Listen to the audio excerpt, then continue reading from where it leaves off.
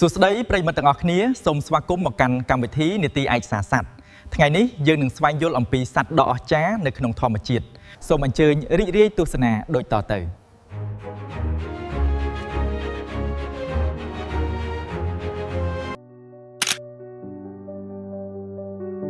ពិភពក្រោមដីនិងសកម្មភាពរបស់សត្វស្រមោច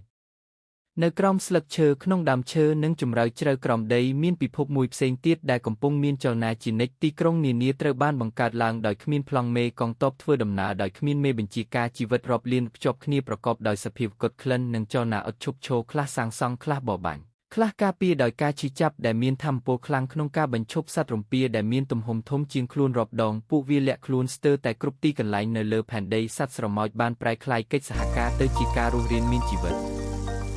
នៅក្នុងព្រៃសើមនៃទ្វីបអាមេរិកចរាចរណ៍មិនដែលឈប់ឈរឡើយខ្សែជួរមួយត្រូវបានបង្កើតឡើងកោងនិងបន្តភ្ជាប់គ្នាស្រមោចនីមួយផ្ទុកបំណែកស្លឹកឈើពណ៌បៃតងដែលមានទំហំធំជាងខ្លួនវាអាណានិគមផ្លាស់ទីដោយភាពរលូនដូចជាទន្លេដែលហូរយឺតទាំងនេះគឺជាស្រមោចកាត់ស្លឹកឈើ Leaf cutter ants ពួកវាគឺជាកសិករស្លឹកឈើទាំងនោះមិនមែនជាអាហារសម្រាប់ពួកវាឡើយប៉ុន្តែវាជាប្រភពថាមពលសម្រាប់ដំណាំ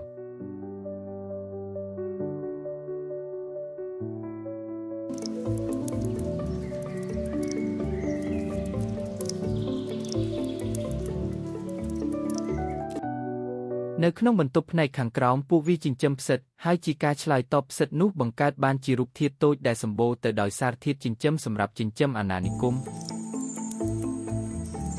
ស្រមោចពេញវ័យបិទជញ្ជក់ទឹកពីរុក្ខជាតិនិងវត្ថុរ៉ាវដែលទទួលបានពីផ្សិតចំណែកឯកូនចៅ larvae ទទួលបានអាហាររឹងប្រព័ន្ធនេះត្រូវបានចែករំលែកនិងមានប្រសិទ្ធភាព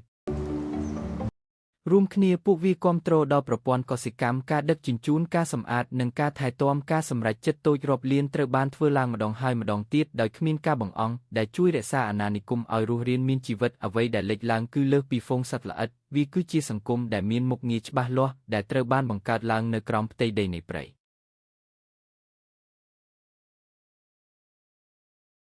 ការបែងចែកការងារនិងរចនាសម្ព័ន្ធសម្បុកការបែងចែកពលកម្មមាននៅក្នុងគ្រប់ជំហានកម្មករតូចជិះលើបំណែកស្លឹកឈើថែទាំពួកវានិងការពារអ្នកដឹកជញ្ជូនពីសត្វរុយប៉ារ៉ាស៊ីតដែលហោះហើរនៅក្នុងព្រៃកម្មករទំហំមធ្យមធ្វើការកាត់និងដឹកជញ្ជូនស្រមោចធំដើរល្បាតនិងរក្សាផ្លូវឲ្យស្រឡះវណ្ណៈនីមួយមានរូបរាងនិងភារកិច្ចរៀងខ្លួនដែលត្រូវបានកែសម្រួលដោយការវិវត្តសម្រាប់ពលកម្មដែលត្រូវធ្វើឧបករណ៍របស់ពួកវាគឺសាមញ្ញនិងច្បាស់លាស់ថ្គាមដ៏រឹងមាំកាត់តាមទ្រនងស្លឹកឈើដ៏ស្វិតនៅពេលកាត់កម្មករខ្លះធ្វើឲ្យរាងកាយរបស់ពួកគេញ័រការញ័រនេះធ្វើឲ្យមុខកាត់ងាយស្រួលជាងមុនហើយអាចជួយសម្របសម្រួលជាមួយកម្មករនៅក្បែរនោះពេលវេលាកន្លងផុតទៅកិច្ចខិតខំប្រឹងប្រែងរបស់ពួកគេបានបន្សល់ទុកនៅផ្លូវដ៏វែងឆ្ងាយតាមរយៈគុម្ពោតព្រៃដោយត្រូវបានណែនាំដោយកន្លងគីមីដែលរលាយបាត់និងត្រូវបានបង្កើតឡើងវិញនៅពេលដែលលំហូរនៃស្រមោចផ្លាស់ប្ដូរ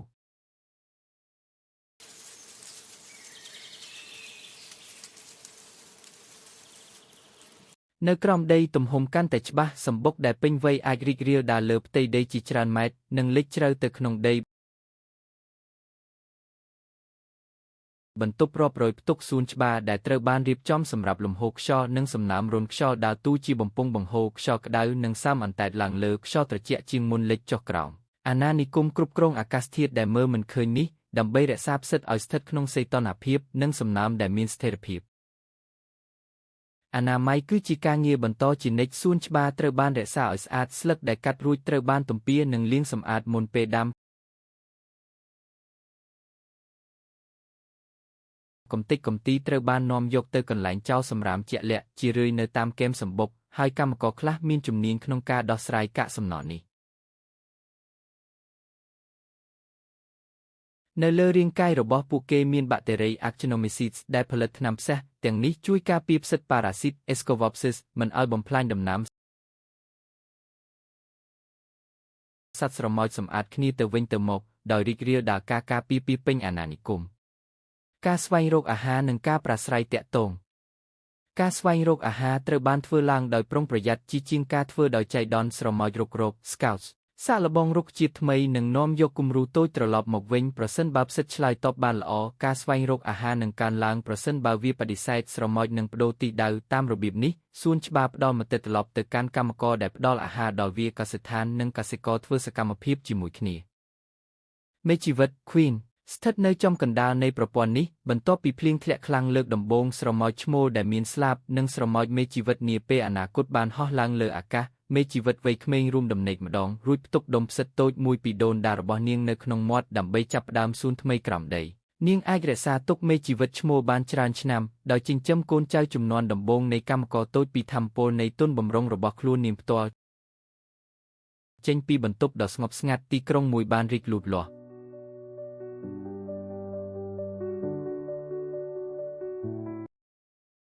ផលប៉ះពាល់របស់ពួកវាទៅលើព្រៃគឺធំធេងណាស់ស្រមោចទាំងនេះស្ថិតក្នុងចំណោមសត្វស៊ីរុក្ខជាតិឈានមុខគេនៅទីនេះពួកវាដកស្លឹកឈើស្រស់ជារៀងរាល់ថ្ងៃក្នុងការធ្វើបែបនេះពួកវាលួសកាត់ដើមឈើនិងព្រៃបើកចន្លោះតូចសម្រាប់ពន្លឺនិងផ្ដល់អាហារដល់សត្វបំផ្លាញសារធាតុធ្រៃរៀងគ្រាប់មិនអស់ជាមួយនឹងគំនរកាកសំណល់របស់ពួកគេដីដែលពួកវាផ្លាស់ទីនិងលីឡំបានផ្លាស់ប្ដូររបៀបដែលទឹកហូររបៀបដែលឫស្សីរីកដាលនិងរបៀបដែលសារធាតុចិញ្ចឹមវិលវល់សូម្បីតែផ្លូវដែលពួកវាសាងសង់ក៏បានបង្កើតជាសហគមន៍ជុំវិញពួកវាផងដែរ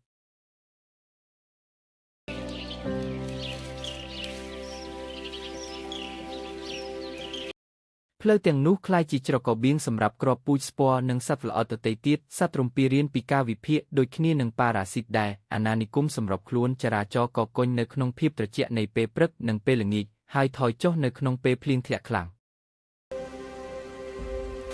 នៅពេលដែលស្លឹកសាមពិបាកគ្រប់គ្រងនឹងហានិភ័យនៃការចម្លងរោគកើនឡើង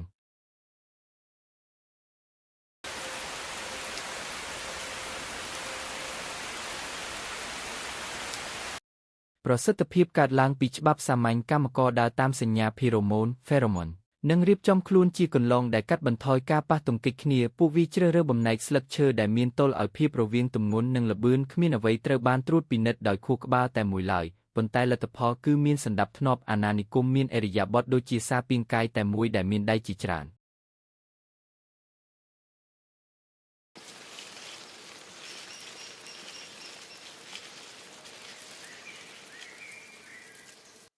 នៅទីនេះឧស្សាហកម្មមានភាពស្ងប់ស្ងាត់និងបន្តបន្ទាប់ព្រៃឈើផ្ដល់ឲ្យហើយស្រមោចប្រគល់វាត្រឡប់មកវិញក្នុងទម្រង់មួយផ្សេងទៀតវត្តនេះវិលវល់នៅក្រោមជើងរបស់យើងដែលភាគច្រើនមើលមិនឃើញ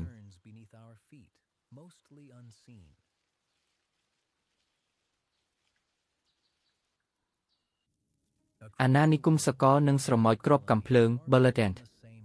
នៅទូទាំងពិភពលោកអាណានិគមស្រមោចត្រូវបានបង្កើតឡើងនៅលើគំនិតដូចគ្នាគ្មានបុគ្គលណាម្នាក់អាចរស់នៅម្នាក់ឯងបានយូរឡើយអាណានិគមដំណើរការជាប្រព័ន្ធហើយស្រមោចគ្រប់រូបនៅក្នុងនោះផ្ទុកចំណែកនៃការងារនៅចំកណ្ដាលគឺមេជីវិតនៅក្នុងប្រភេទភាគច្រើននាងគឺជាប្រភពចិន្ត្រៃយ៍តែមួយគត់នៃកម្មករថ្មីរបស់អាណានិគមនៅដំណាក់កាលដំបូងនៃជីវិតនាងចាក់ចេញពីសម្បុកក្នុងកំឡុងពេលហោះហើររួមដំណេករយៈពេលខ្លីរួមដំណេកម្ដងនិងរក្សាទុកមេជីវិតឈ្មោះគ្រប់គ្រាន់ដើម្បីបង្កើតកូនចៅបានច្រើនឆ្នាំមេជីវិតខ្លះអាចរស់នៅបានរាប់ទសវត្សរ៍ក្រោមដីដោយកង់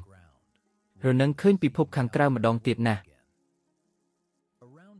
នៅជុំវិញនាងប្រមូលផ្ដុំដោយកម្មករភាគច្រើនជាញីប៉ុន្តែខុសពីមេជីវិតពួកវាមិនបន្តពូជឡើយរាងកាយនិងឥរិយាបថរបស់ពួកវាត្រូវបានបង្កើតឡើងសម្រាប់ពលកម្មខ្លះស្វែងរកអាហារហួសពីសម្បុកដើរតាមកន្លងក្លិនកាត់តាមដីរុះនិងរុក្ខជាតិខ្លះទៀតនៅសល់ក្រោមដីថែទាំកូនចៅសម្អាតបន្ទប់ផ្ដល់អាហារដល់សមាជិកសម្បុកឬជួសជុលផ្លូវរួមក្រោមដីបន្ទាប់ពីភ្លៀងនិងការបាក់ដី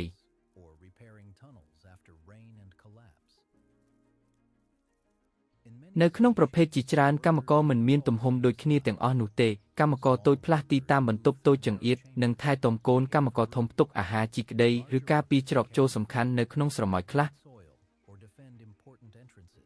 ទាហានធំមានក្បាលធំខុសធម្មតានិងមានធ្គាមដ៏មានថាមពលដែលត្រូវបានបង្កើតឡើងសម្រាប់តែការប្រយុទ្ធវណ្ណៈនីមួយបំពេញតួនាទីខុសគ្នាប៉ុន្តែគ្មានស្រមោចណាមួយត្រួតពិនិត្យអ្នកដទៃឡើយការសម្របសម្រួលកើតឡើងតាមរយៈការប្រាស្រ័យទាក់ទងគ្នាជាប្រចាំការប្រាស្រ័យទាក់ទងភាគច្រើនគឺតាមរយៈសារធាតុគីមីនៅពេលស្រមោចផ្លាស់ទីពួកវាបន្សល់ទុកនៅកន្លងភីរ៉ូម៉ូននៅពីក្រោយផ្លូវជោគជ័យទៅកាន់អាហារត្រូវបានពង្រឹងជាមួយនឹងកម្មករគ្រប់រូបដែលឆ្លងកាត់គ្រោះថ្នាក់បង្កើតសញ្ញាផ្សេងគ្នាភីរ៉ូម៉ូនអាសន្នអាចរីករាលដាលពេញអាណានិគមក្នុងរយៈពេលប៉ុន្មានវិនាទីផ្លាស់ប្ដូរឥរិយាបថរបស់ស្រមោចរាប់ពាន់ក្បាលស្ទើរតែភ្លាម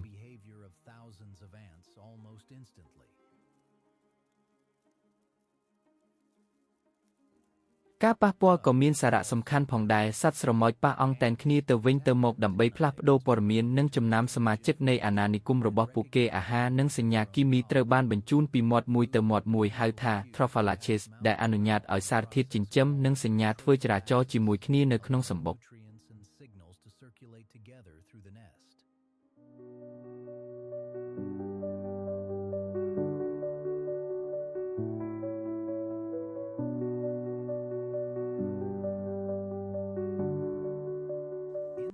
នៅខាងក្នុងអាណានិគមការងារមិនដែលឈប់សម្រាកទាំងស្រុងឡើយពងខ្លាយជាកូនចៅ larvae កូនចៅខ្លាយជាដុកឌឺ pupae កម្មករថ្មីលេចឡើងមានពណ៌ស្លេកនិងទន់មុនពេលគ្រោងឆ្អឹងខាងក្រៅ exoskeleton របស់ពួកគេរឹងមាំកម្មករចាស់ជារឿយប្រឈមនឹងហានិភ័យធំនៅខាងក្រៅសម្បុកខណៈពេលដែលស្រមោចវ័យក្មេងស្ថិតនៅជ្រៅក្រោមដីដែលជាកន្លែងមានលក្ខខណ្ឌស្ថិរភាពជាង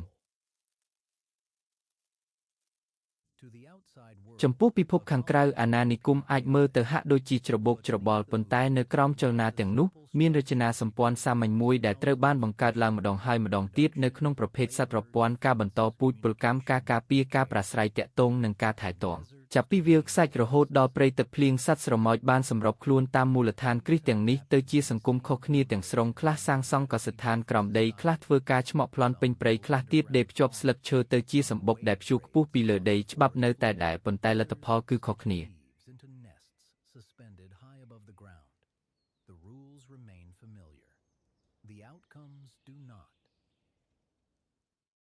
ទោះជាយ៉ាងណាក៏ដោយពិភពនៃសត្វស្រមោចបានរីកចម្រើនហួសពីអាណានិគមតែមួយប្រភេទខ្លះបានវិវត្តទៅជាអាវុធដ៏មានឥទ្ធិពលខ្លះមានរាងកាយចម្លែកឬវិធីរស់រានមានជីវិតមិនធម្មតាដោយឈានដល់ដែនកំណត់នៃអ្វីដែលស្រមោចអាចក្លាយជាស្រមោចគ្រាប់កាំភ្លើង Bulletins ស្ថិតក្នុងចំណោមស្រមោចធំបំផុតនៅក្នុងព្រៃទឹកភ្លៀងប៉ុន្តែកេរ្តិ៍ឈ្មោះរបស់ពួកវាគឺកើតចេញពីអ្វីផ្សេងទៀតទាំងស្រុងវាត្រូវបានលាក់នៅក្រោមរាងកាយពណ៌ខ្មៅងឹតនិងចលនាដ៏យឺតវាគឺជាត្រនិចតិច Stinger ដែលមានការឈឺចាប់បំផុតមួយនៅក្នុងពិភពសត្វល្អិតនៅពេលរងការគំរាមកំហែងស្រមោចនេះចាក់ត្រនិចទៅក្នុងស្បែកនិងបញ្ចេញពីដ៏មានឥទ្ធិពលហៅថា Ponrotoxin ការឈឺចាប់កើតឡើងស្ទើរតែភ្លាមវាខ្លាំងដូចជាជ្រុនអគ្គិសនីនិងជ្រៅបំផុតជនរងគ្រោះជារឿយពីពណ៌នាវាថាដូចជារលកភ្លើងដែលរីករាលដាលពេញអវយវៈទាំងមូលខុសពីត្រនិចសត្វល្អិតជាច្រើនដែលរលាយបាត់ទៅវិញយ៉ាងឆាប់រហ័សឥទ្ធិពលនៃស្រមោចគ្រាប់កាំភ្លើងអាចមានរយៈពេលរាប់ម៉ោងជួនកាលពេញមួយថ្ងៃរាងកាយឆ្លើយតបយ៉ាង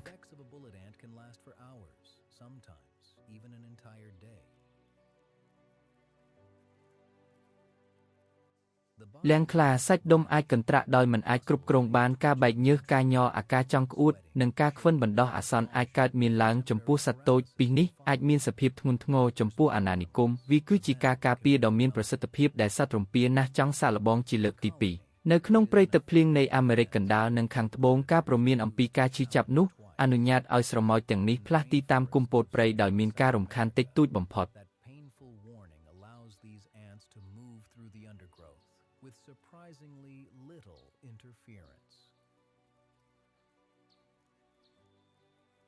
អ្នកបានឃើញរួចមកហើយនៅកសិករនៃព្រៃឈើដែលកាត់ស្លឹកឈើដើម្បីចិញ្ចឹមផ្សិតនៅក្រោមសម្បុករបស់ពួកគេប៉ុន្តែនៅកន្លែងផ្សេងទៀតនៅក្នុងព្រៃទឹកភ្លៀងស្រមោចមួយប្រភេទទៀតប្រើប្រាស់ស្លឹកឈើទាំងនោះតាមរបៀបខុសគ្នាទាំងស្រុងស្រមោចត្បាញ Weaverans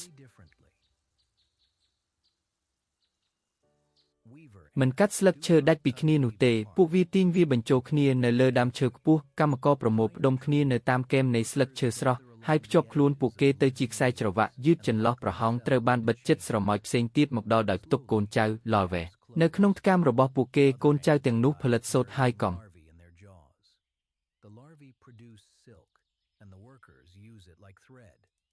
មកក៏ប្រើប្រាស់វាដូចជាសរសៃអំបោះដោយដេរភ្ជាប់ស្លឹកឈើទៅជាសម្បុកដែលបិទជិតព្យួរនៅពីលើដីព្រៃអាណានិគមទាំងមូលរីករាលដាលតាមដំបូលព្រៃតាមរបៀបនេះដោយលាក់ខ្លួនក្នុងចំណោមមែកឈើនិងពន្លឺព្រះអាទិត្យផ្លូវនានាភ្ជាប់ទៅកាន់ដំបូលព្រៃ